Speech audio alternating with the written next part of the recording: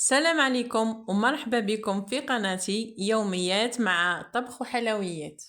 اليوم جبت لكم بسكوي رولي بذوق الشوكولا، حيعجبكم بزاف. نروحوا للمقادير وطريقة التحضير. نهزوا 4 بيضات بدرجة حرارة الغرفة، نخفقوهم مليح. الرولي يسحق تخلطي مليح البيض وتخلطي مليح معاه السكر حتى يطلع. نديروا له رشة ملح ونخلطوه مليح، ونهزو كاس سكر فيه 100 غرام سكر حرش.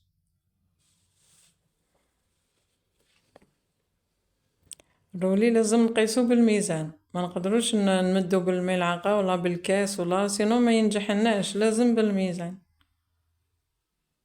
نكبو السكر تدريجيا حتى نخلصوه.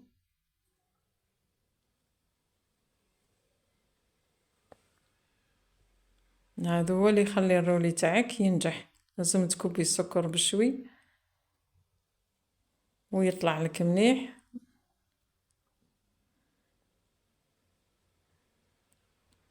قد ما تخلطيه مليح. شوفي كيفاش جا.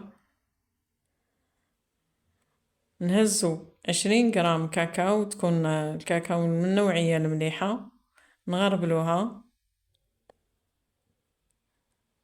نزيدو ندخلوها مع المزيج هذاك وندخلوها بالعقل. دخلي وخرجي.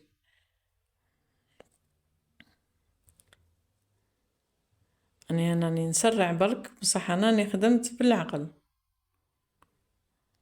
نزيدو الفرينة بشوي، نديروها على دفعتين ولا 3 بالعقل. والمقدار تاع الفرينة 80 غرام، نكبوها بشوي.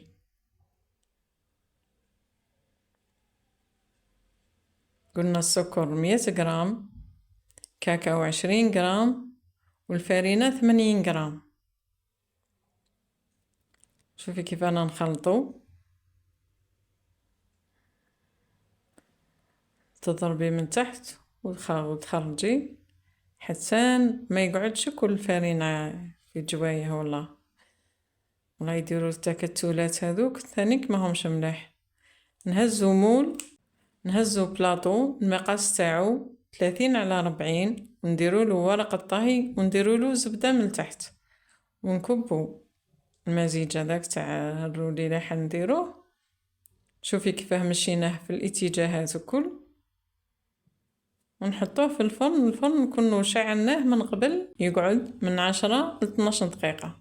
نهزو الشيكولا نذوبوها على حمام مائي. خلطنا شيكولا نوار وشيكولا بالحليب، المقدار تاعها 200 غرام.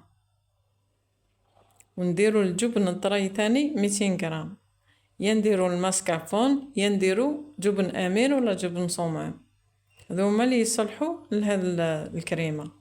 نزيدو غرفه زبده. الكريمه هذه تجي بنينه بزاف، وهذا الرولو يجيك كي شغل تحليه، تاكليه كتحليه. شوفي دوكا نخلطوهم مع بعض، شوفي دقيقه يتماسكوا ويجيو كريمه بنينه بزاف. وكي تجربيه تشوفي كيفاش بنين، كيفاش جا كي خلطناه. كي خرجناه من الفور رشينالو سكر رطب، دوكا نقلبوه في ورق الطهي واحد اخر، ومن بعد ندوروه باش كي يحكم لنا هذاك الشكل، ونديرولو طرشون نحطوه فيه باش يقعد لنا طري. دوكا شوفي كي حليناه رشيناه بالقهوه من فوق،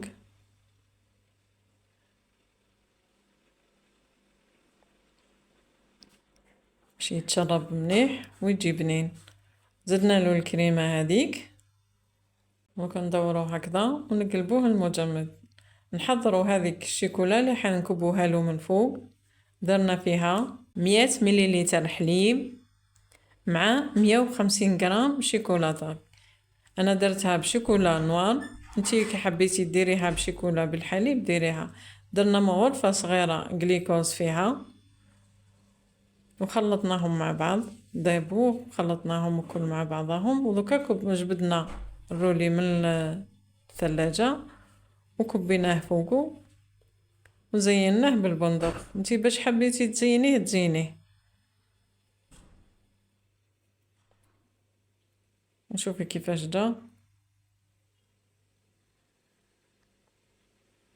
شوفي كيفاه جا كريمي لداخل، جا كي لاموس. شهية طيبة وشكرا. واللي ما اشتركتش في قناتي تشترك ليصلها كل جديد، ونتمنى تجربوا الوصفة وتشاركوني رأيكم في التعليقات. وشكرا.